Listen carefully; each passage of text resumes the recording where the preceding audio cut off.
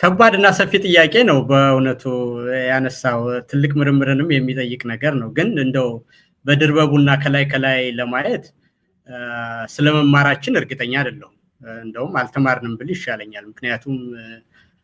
የተማረ ሰው ቢያንስ ንስሐ ያለው እንደው ሪፍሌክሽን እንበለው እንደው መማርና ያስተሳሰብ ለውጥ ማምጣት የአንድ ኢሊት ዌይ ኦፍ ቲንኪንግ እና አጠቃላይ ፐርሰፕሽን ከብዙ ነገር ጋር ይያያዛል በራሱ ሪዝንስ ምንድነው ምን ያህል ርቀት ይሄዳል ኢሞሽኖች አሉ በተፈጥሮ አእምሮ እንትኖች የተፈጠሩበት ሁኔታዎች ሁሉ የሰውን አስተሳሰብ ይወስኑታልና እነዛ ሁሉ ነገሮች እንዳሉ ሆኖ ግን መጸጸትና ወደ ኋላ ማየትም ራሱ ስለመኖሩ እኔ እጠራጠራለሁ ምክንያቱም ምንም ልዩነት የለም አሁን ጦርነቱን በተቃወምን ሰዎች እና ጦርነቱን አክቲቭ በነበሩ ሰዎች መካከል ልዩነት አለው ያሁንስ እንደው በጣም ቀላል ነገር ብትል እኛ በዛን ጊዜ ትልቅ ሪስክ ነው ወሰድን ምንም የተለየ ጥቅም አላገኘንም የተለየ የምንፈልገው ግሩፕ የለም በዛ ሂደት ውስጥ ምን ጠቅመው ምን ጎዳው ግሩፕ የለም አሁን አልፎ ስናየው አይደል ግን በዛን ጊዜ የወሰድነው ሪስክ በጣም አደገኛ ነገር ነው ምናልባትም በዛ መንገድ ብንሄድ ነው ሀገራችንን ማዳን እንችል ነበር ከመጀመሪያ ጀምሮ ይሄ ጦርነት የትም አያደርሰንም ቀደም ከፕሮፌሰር ጌታቸው ምረዳው ጦርነቱ ከተጀመረ በኋላ የሆነው ነገር ሁሉ አንተ በገለጽከው ማግኒቲዩድ የተፈጠረ ነው ግን ወደ ጦርነት ሲገባ መጀመሪያ በሚል ነው እንጂ በጦርነት ውስጥ ያለው ባህሪና መገለጫው ሁሉ አንተ ያልካቸው ነገሮች ሁሉ የሆኑት ናቸው እንደው አንዳንድ ጊዜ እኔ ቁስሉን የምሸፋፍነው ወደፊት ለመሄድ አሁን ይሄን ቁስሉን ከገለጥ ነው ሁሉም የየራሱና ሬጅም እየፈጠረ እዚህው አዙሪት ውስጥ እንዳያኖረን ስሜታችን ሲረጋና በፈርጁ በእውቀት በምክንያት ለማመን እድሉ ተገኝቶ በዛ በተቋም ደረጃ ካልተነጋገር አሁን የበለጠ ይሄንን ሴንሲቲቭ የሆነው ነገር ብናነሳው የበለጠ ለመፍትሄ ሩቅ እንሆናለንና አምሯችንን ይዘጋዋል ከሚል መንፈስ ነው እኔ አንዳንዴ ለነገሮች የምጠረቀቅ እንጂ ለራስና ሪስክ በመውሰድ ደረጃማ የራሳችንን ኮንስቲትዩንሲም ቢሆን እና ኢሊት የተባለውን እየተናገርን በዛ ጊዜ በጦርነት መሃል ሞብ ሜንታሊቲ እና ግሩፕ ቲንኪንግ ባለበት ጊዜ በሚደንቅ ቋንቋና በትላልቅ እንትን ተናግረናል እኔ አንድ ጋዜጠኛ ትዝትለኛል ጁንታ ብላ ስትናገር ከየታ በጣ ጁንታ ምንድነው ብዬ ሳፋጠጣት አስተውሳለሁ እኔ ቃሉንም ሌላ ሰው ሲጠቀመው እድል ለመስጠት በሚዲያ አንድ ሴት ጋዜጠኛ ልጅ ናት አስተውሳለሁና የሆነ ሆኖ ግን የኢትዮጵያ ኢሊት ተምሯል ወይ ብትለኝ ግን ያ ስሜትና ያ ሞሜንታሊቲ አሁን ያለ አይመስልም ያ ግሩፕ ቲንክ አሁን ያለ አይመስልም ነገሮችን የሚታይበት ሁኔታና ነባራዊ ሁኔታዎችም ጭምር በመጠኑ የተቀየሩ ይመስላል ለዛ አብደት ለመምጣት እድሉ የለም ባልልም ጨርሶ ጠፍቷል ባልልም ግን ለዛ የመነሳሳትና ለዛ ነገር እንደው የተወረገረጉ የመግባቱ ሐሳብ አሁን የሚመጣ አይመስለኝም ያ ያለ አይመስለኝም ግን ከዛ ሁሉ ነገሮች ስናይ እኔ እንደው መንግስት እስቲ መጀመሪያ መንግስት የተፈጠረው እኮ የሰው ልጅ ኢንሄረንትሊ መጥፎ ነው ጥሩ ነው የሚሉ ሁሉ እኮ ክርክሮች አሉ ለምን ገሌ የሚባለው ግሩፕ ገሌ የሚባለው ኢሊት ገሌ የሚባለው ኢሊት ለምን እንላለን ኢንሄረንትሊ የሰው ልጅ ለራሱ ያደላል በግሩፕም ይሆኑ በምንም ይሆኑ ሰዎች በራሳቸው ቫልዩ ሲስተም ስለሚጋጩና ስለሚጣሉ ነው መንግስት ያስፈልገው ተብሏል እነዚህ ነገሮች ታዲያ ሊፈታ የተፈጠረ መንግስት በቃ መጀመሪያ ኮንቬንሽናል መንግስት የሚያስፈልገው እነዚህን ፎልት ላይኖችና ስንጥቆች እየተፈጠሩ ማህበረሰቦች የመጋጨት ባህል ስላለ the essence of state formation የመጣውና ኔሽን ስቴት ስምኳ በኋላ አድገው የመጡበት ነገር ይሄ ነው እንግዲህ መንግስት ያስፈልገበት ነገር ግን መንግስት የሚያስፈልግበት ነገር ዋና ምክንያት መንግስት አጥፍቶ ሲያረግ የነዛን ሰዎችና የቡድኖችን የግል ባህሪ ከመንግስት ጋር መዛዝኖ ጥያቄ ውስጥ ማግባት ራሱ ልክ አይደለም በምንም አይነት አንድ ወንበር ላይ የሚቀመጥ አርጊውመንት አይደለም ትክክልም አይደለም በቃ ሰዎች እንደዛ ስለሆኑ ነው የታሪክ ጉድፎች አሉ እነዛን አስታርቆ አንዱ ቡድን ካንዱ ቡድን ኢንተረስቱን አንዱ ሃይማኖት ካንዱ ሃይማኖት ይበልጣል ይላል አንዱ ቋንቋ ካንዱ ቋንቋ ይበልጣል ይላል አንዱ ኢሊት ከሌላው ኢሊት የተለያየ ነገር ዓለምን የሚያይበት ሁኔታዎች ስለሚለያዩ ፈርስት ፕሪንሲፕልስ ኦፍ ላይፍ እይታዎች በግሩፖች በቡድኖች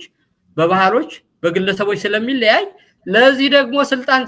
ቀንሰን ከራሳችን ለመንግስት የሚባል ነገር እናቋቁም ተብሎ ነው የተቋቋመው ከዛ በዛ ውስጥ እየገባ የሚያደባደበን ከሆነ መንግስትም ትንሽ ስልጣን አለው እነዛም የሚለው ቲዮሬቲካሊ ራሱ አርጊውመንቱ ትክክል አይደለም ቤሱ ብዬ ነው እኔ እንደው ምዘጋው ማለት ነው በተረፈ ግን አንድ ኃላፊነት የሚሰማው ደግሞ ምሁር ማለት ኤሊት ማለት የማህበረሰብ መሪ ነው። በዛ ደረጃ ደግሞ ሪስፖንሲቢሊቲ የወሰደ ሰው ልጓም ማበጀት አስፈለገ መኖር ነበረበት። ከዛ ግሩፕ ቲንክ መውጣት ነበረበት። የተሻለ ነገር ለመስራት የሚያስብ ሰው ይሄን ያህል ጭካኔ መኖር አልነበረበትም። ግን የሆነ ሁሉ ነገር ሆኗል። ከዛም ደግሞ ስለመማራችን እርግጠኛ አይደለሁም ቴዲ። እሺ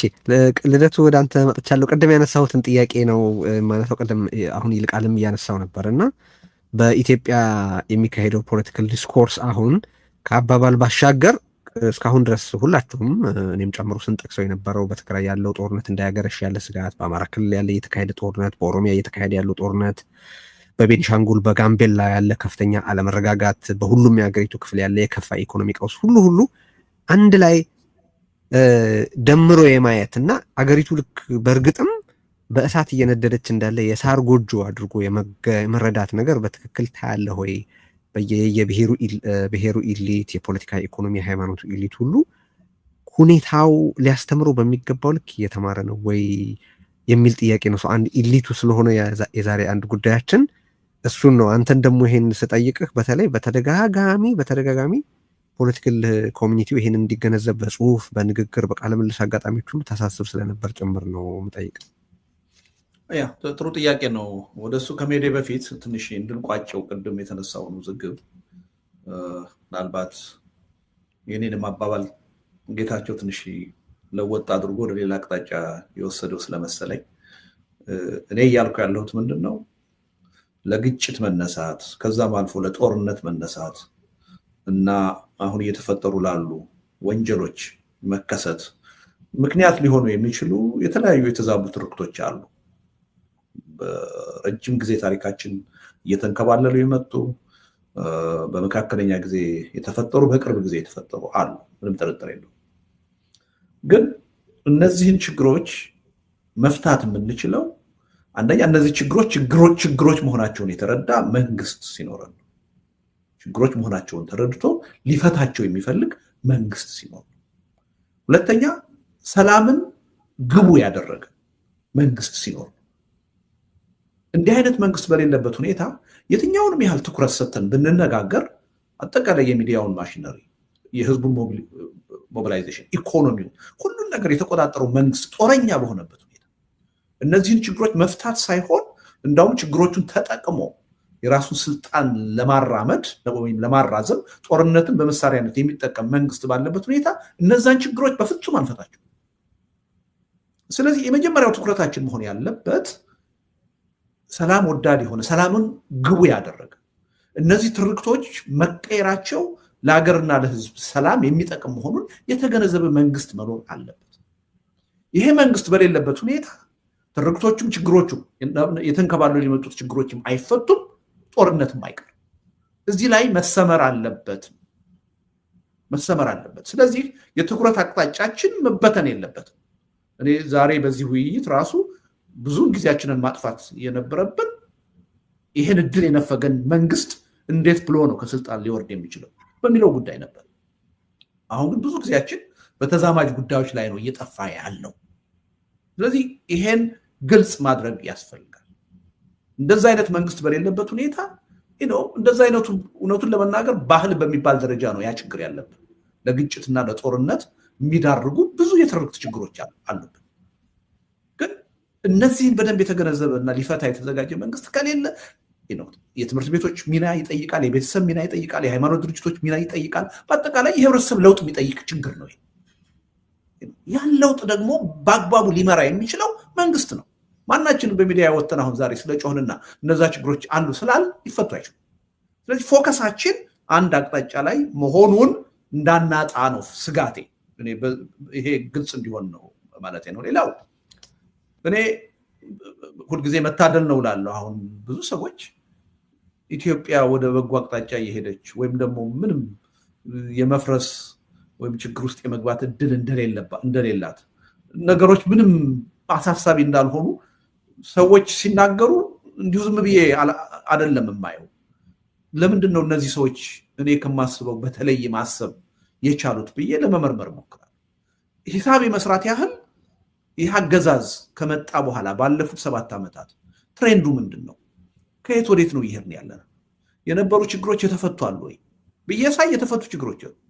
እንደውም በብዙ እጥፍ የተጨመሩ ችግሮች የተወለዱ ችግሮች ናቸው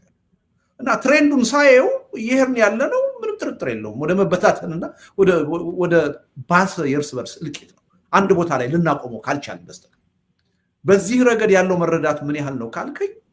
እኔ በጣም ገና ነው ብዙ ስራ ብዙ ድካም ብዙ ትግል የሚጠይቅ ዛሬ እኮ ይሄን መንግስት እኮ ምንም ኢትዮጵያን ወደ በጎ አቅጣጫ ያሸጋገረ ለዛ የሚሰራ መንግስት እንደሆነ አድርገው እኮ የሚያይ ሰዎች አሉ የቀይ ባህር አጀንዳ ዛሬ ወደ ፖለቲካ መድረኩ ሲመጣ እኮ ሽንጣቸውን ገትረው ኢትዮጵያ የባህር በር ባለቤት ልትሆን ነው ሊያልፍላት ነው ብለው እኮ አገዛዙን የሚደግፉ እኮ አካላት አሉ እንዴት ይሄን ትቃወማላችሁ ብለው እኮ እኛን አፋችንን ለማዘጋት እኮ የሚጥሩ ኃይሎች ይሄ በአጠቃላይ የሚያሳይህ የመረዳቱ ደረጃ እጅግ ብዙ ችግር ያለበት ገና ያልበሰለ መሆኑ ብዙ ስራ ብዙ ድካም ብዙ ትግል የሚጠይቀን መሆኑ ሪሊ እና አገዛዙም እየተጠቀመ ያለው ይሄን ነው የህብረተሰቡን ስነልቦና የህብረተሰቡን ስሜት ይኮረኮራል የሚላቸውን ካርዶች በየተራ ከኪሱ እያወጣ የህብረተሰቡን ድጋፍ ለማግኘት የሚያደርገው ጥረት በሚፈልገው መጠንም ባይሆን በተወሰነ ደረጃ ሰርቶለታል ብዬ ነው የማምነው ከልቡ አብይ አህመድ የባህር በር ጥያቄያችንን የኢትዮጵያን የዘመናት ጥያቄ ሊያስመልስ ነው ብሎ ልቡ እስከሚወልቅ ድረስ ተስፋ ያደረገ ብዙ ሰው አለ የሚደግፍ ብዙ ሰው አለ በያጠገባችን እና ይሄ የሚያሳየው ምንድነው ከፖለቲካ ኤሊቱ ጀምሮ እስከ ሰፊው ህብረተሰብ ድረስ ገና ነው ብዙ ያልተረዳቸው ነገሮች በኩልደቱ እሷ ጋር እንደው ባጭሩ አስተያየት ብትሰጥበት እኮ ይሄ እኮ ነው ታዲያ አሁን ላይ ህብረተሰቡን በተመለከተ መነጋገርን እኮ አስፈላጊ የሚያደርገው ይህን ያህል መከራ እየወረደበት እንኳን ከመከራው መማር ያለበትን ነገር አለመማሩ ስቲል መንግስትን በተመለከተ ሲወራ ህብረተሰባዊ ባህልን በተመለከተ መነጋገርን ጠቃሚ አያደርግም ወይ አንድ ሁለተኛ ደግሞ መንግስትን በተመለከተ አንስተሃል ልክ ነው ፎከስ መሆን መደረግ ያለበት እኔ የአገሪቱ ቁጥር 1 የደህንነት ስጋት በሆነው በአብይ አህመድ ላይ ነው በሚለው እስማማለሁ በሚገባ ግን መንግስትስ ከየት ይወለዳል ከራሱ ከህብረተሰብ ባህል አይደለም ወይ መንግስት ተነጥሎ ህብረተሰባዊ ባህልን ኮንሲደር ሳያደርጉ መንግስት ከየት ይመጣል የሚልም ጥያቄ አብሮ ስለሚነሳ ነው የዚህ የእንቁላልና የዶሮ ነገር እንዳይሆን የህብረተሰቡ ችግሮች ችግር መሆናቸው ወደ መድረክ አይምጣ ወይ ማንነጋገርበት የሚል እምነት የለኝም ቅድም አንተም እንደተጠቀስከው አብዛኛው የምናገራቸው ምጽፋቸው ነገሮች እሱም ላይ ያተኮሩ ናቸው ግን የህብረተሰቡ ዋና ትኩረት መሆን ያለበት አሁን ቅድም በባህል ደረጃ ከድሮ ጀምሮ በትርክት ደረጃ ሲንከባለሉ የመጡትን ነገሮች እንዴት እንፍታ የሚለው መሆን አለበት ብዬ አላምንም ቅድሚያ ሊሰጠው የሚገባ ቅድሚያ እንስጥህ ብንለው ጦረኛ መንግስት በስልጣን ላይ እስካለ ድረስ ከሰላም አልጠቀምም ከጦርነት ነው የምትጠቀመው የሚል መንግስት ባለበት ሁኔታ እነዚህ ነገሮች የትም ፈቀቅ ሊሏቸው የትም ሊደርሳቸው ስለዚህ ትልቁ ትኩረታችን መሆን ያለበት ይሄን መሰረታዊ የሆነ ሲንከባለል የመጣ ችግራችንን ለመፍታት ሁሉ የመጀመሪያው ትኩረታችን መሆን ያለበት ሰላም ወዳድ የሆነ ሰላምን ዓላማውና ግቡ አድርጎ የሚሰራ መንግስት ማግኘት አለብን መፍጠር አለብን ብለን ነው ማተኮር ያለብን የህብረተሰቡ አገዛዙ እድሜ እየቀጠለ ያለው በምንድን ነው አሁን ቀደም ሲል በጠቀስከው ህብረተሰባዊ የሆነ የጋራ ስንፍና ልተው በምትችለው ነገር ምክንያት ነው አይደለም ስለዚህ እሱን አድሬስ ማድረግ ኢኮሊ ጠቃሚ አይደለም ወይ ልለን ለምን አሁን እንግዲህ ቤቱን እያፈረሰው ባለፈውም ጠቅሼው ነበር ቤቱን እያፈረሰው በር ይመጣልኛል ብሎ ቤቱን ሊያጣ በሚችልበት አጋጣሚ በር ይመጣልኛል ብሎ የሚያስብን ህብረተሰብ ኤክስፕሎይት እያደረገ ነው መንግስት እና እሱ ነው እኮ አሁን ምትላትን አሁን ያነሳሃትን ነጥብ እንዲገነዘብ ነው ህብረተሰቡን ማድረግ ያለብን መጣር ያለብን እንጂ በውስጡ ያሉ አሁን ሲንከባለሉ የመጡ ኦልሞስት በባህል ደረጃ ሊገለጹ የሚችሉ ችግሮችን እንዲፈታ ብንጠይቀው ከጥያቄ ያለፈ ፋይዳ የለው ከምኞት ያለፈ ፋይዳ የለው ሪሶርሱስ ነው ቴዲ እንደው ልደቱን ለማገዝ አሁን ትንሽ አሁን አቶ ገዱ ለሄድ ነው እያልክ ነው አይደለም ችግር የለበት ትንሽ ይቆያል ለአንድ ጉዳይ እንነጋገር ከተባለ ወይም አንድ ስራ ከተባለ ባለችን ጊዜ ባለችን ገንዘብ የትኛው ነገር ላይ ትኩረት እናደርግ ነው አሁን መንግስት በአፍሪካ ውስጥም ሆነ አጠቃላይም አሁን ባለም እየሆነ ነው ከእግዚአብሔር ቀጥሎ ያለ ትልቅ ኃይል ነው ብዙ ነገር ማድረግ ይችላል በዛ ስልጣን ውስጥ ብንሆንና ጥሩ መሪ መልካም ነገር ያሰበ ሰው ብናገኝ ችግሮቻችንን ሁሉ በፍጥነት የመቅረፍ ችሎታ አለ በሌላ ወገን ግን 135 ሚሊዮን ህዝብ ያለበትና 2% 3% እኮ ነው የዩኒቨርሲቲ ዲግሪ ያለው ሰው እኮ አይሆንም እኮ እንደዛ ኢትዮጵያ ውስጥ የተማረ በደንብ ስታሰላው እንደዛ ነው የሚለው በሳይንስ ባለበትና በገጠር በሚኖር ብዙ ነገሮች ችግር ባሉበት ሁኔታ ውስጥና የመማማርም ነገር እንትን በሆነበት አሁን ትኩስ ሆኖ ያንን የመንግስትን ስልጣን ብናገኝ ሚዲያ እናገኛለን ሲቪክ ሶሳይቲዎች የሚከፈቱበት መንገድ እናገኛለን አካዳሚውን ነፃ እናደርጋለን ሲቪል ሰርቪሱ መልክ ያለው ይሆናል በዛ ነገሮች ውስጥ የሚሆን ባለራዕይ አንድ ሰው ዓለምን የቀየረና ቁም ነገር የሰሩ ጥቂት ሰዎች ናቸው ስለዚህ እዛ ቦታ ላይ የሚሆነውን ነገር ብናደርግ ሌላውን ሁሉ ነገሮች ለመፍታት ችግሩ የበለጠ ቀላል ይሆንልናልና ትኩረታችንን ባለችን ሪሶርስ ባለችን ገንዘብ የትኛው ላይ ብናደርግ አሁን የበለጠ ይሆናል ሲባል እኔ ወደ ልደቱ ሐሳብ ቀርባለሁ ጊቭን ይሄ ያሉብን ችግሮች ሁሉ በጣም ግስንግስ ናቸው አንዱ ካንዱ ጋር የተያያዘ ነው ግን ይሄንን ድሪቶ የሆነ ችግር ለመፍታት የቱ ጋር ብንጀምር የበለጠ መንገዱን ያሳጥረንልና ሲባል መንግስት ላይ ማድረጉ የተሻለ ይመስለኛል ልደቱ ስላቋረጠ እሺ አቶ ገዱ ተጋባለህ እኔ የባህል አብዮት ይካሄድ ይያልኩም አይደለም እንደው አንዱ ዛሬ የምንነጋገርበት ምክንያት አሁን ያለውን ትግል እንዴት አፕሮች ብናረጋው ነው ውጤታማ የምንሆነው የሚል ስለሆነ በጣም ሬሌቫንት የሆነ ውይይት ሆኖ አገኘዋለሁና የባህል አብዮት ተካሂዶ ኦቨርናይት የሆነ ለውጥ ይምጣ ይያልኩም አይደለም ነገር ግን መንግስት ላይ ፎከስ ሲደረግ አብሮ ለምሳሌ የኢኮኖሚ ችግር አስተሳሳሪ ጉዳይ ሆኖ እንዲመጣ ኢኮኖሚን ህብረተሰቡ የሚመለከትበትን መንገድ አብሮ ማስተካከል የግድ ይሆናል ወይም የሆነ ህብረተሰብ እዛ ጋር እየተጨፈጨፈ ዝም ማለት ዞሮ ያ ጭፍጨፋ ቤትህ እንዲመጣ መጋበዝ ነው የሚል ያመለካከት ለውጥ እንዲመጣ መጣርን ይጠይቃል ቅድም ያነሳሁትም የፕራዮሪቲ ኢሹ አሁን አብይ አህመድ የባህር በር ይዞ ሊመጣ ነው ሲባል እንዴት ትደግፋለህ ይሄንን ሲጀመር የምትኖርበት ቤት ከፈረሰ በኋላ በሩ የለም እኮ ብሎ ማለት ህብረተሰቡን ፕራዮሪቲን እንዲገነዘብ ማድረግንም ይጠይቃልና የባህል አብዮት ይካሄድ ማለትን አይደለም በፍጹም እያነሳሁ ያለሁት ግን መንግስት ላይ ፎከስ ይደረግ ሲባል ደግሞ ኢኮሊ ህብረተሰቡም መንግስትን አስመልክቶ አንድ መንግስት የሚያደርጋቸው ድርጊቶች ምን አይነት አንድምታ እንዳላቸው ቅደም ተከተላቸው ተያያዥ ውጤታቸው ሁሉም በተመለከተ ያለን እይታ ለውጥ እንዲያደርግ አብሮ መስራትም ይጠቅማል የሚል ነው አሳች ብዛም ልዩነት ያለው ነገር አይደለም እውነት ለመናገር አቶ ገዱ ቀጥል ምንድነው በፎከስ መደረግ ያለበት አገዛዙ ላይ ነው የሚለው ትክክል ነው እኔ ወደ ግራም ወደ ቀኝም ማለት አለብን ብያለሁ የጥፋቶቹ ሁሉ አሁን ባለንበት ሁኔታ ምንጩም አድራጊው እና ማተኮር ያለበት ትግላችን ከአገዛዙ ላይ ነው ነገር ግን ኢኳሊ ትኩረት መስጠት ያለብን የሚመስለኝ አሁን በህብረተሰባችን አብይ አህመድ ለመጋለብ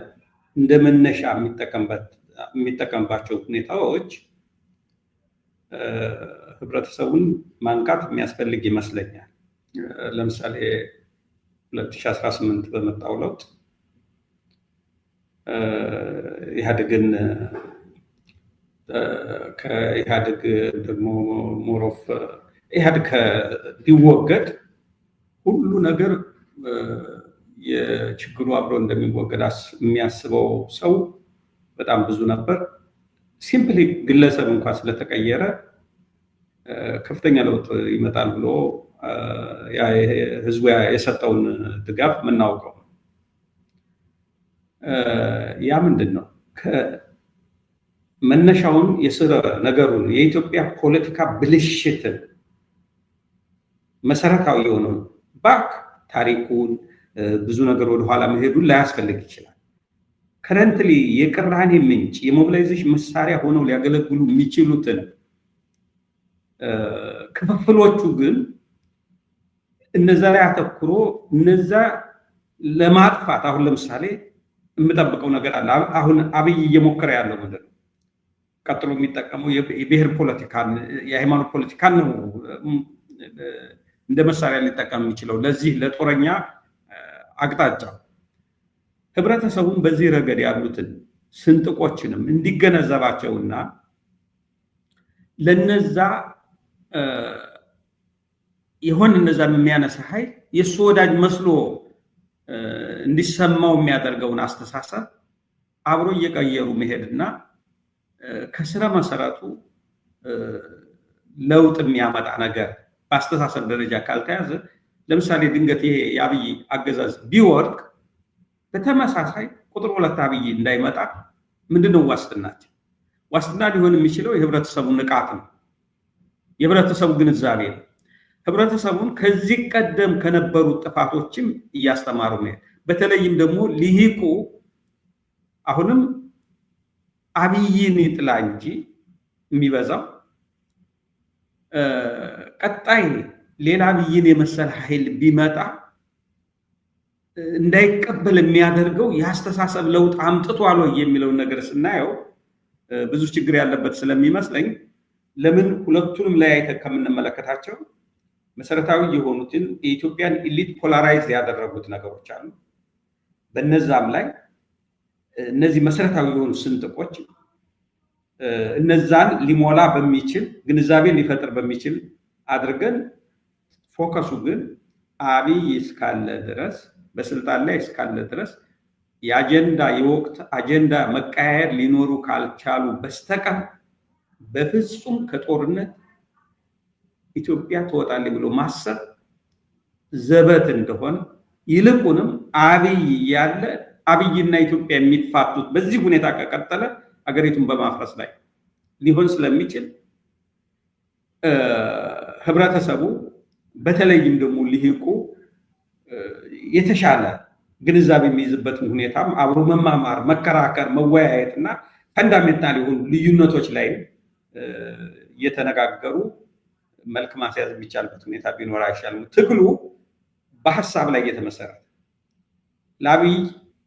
ፈርታይል ግራውንድ ለጦረኝነት ፈርታይል ግራውንድ የፈጠረው አስተሳሰብ እንዲስተካከል ከማድረግ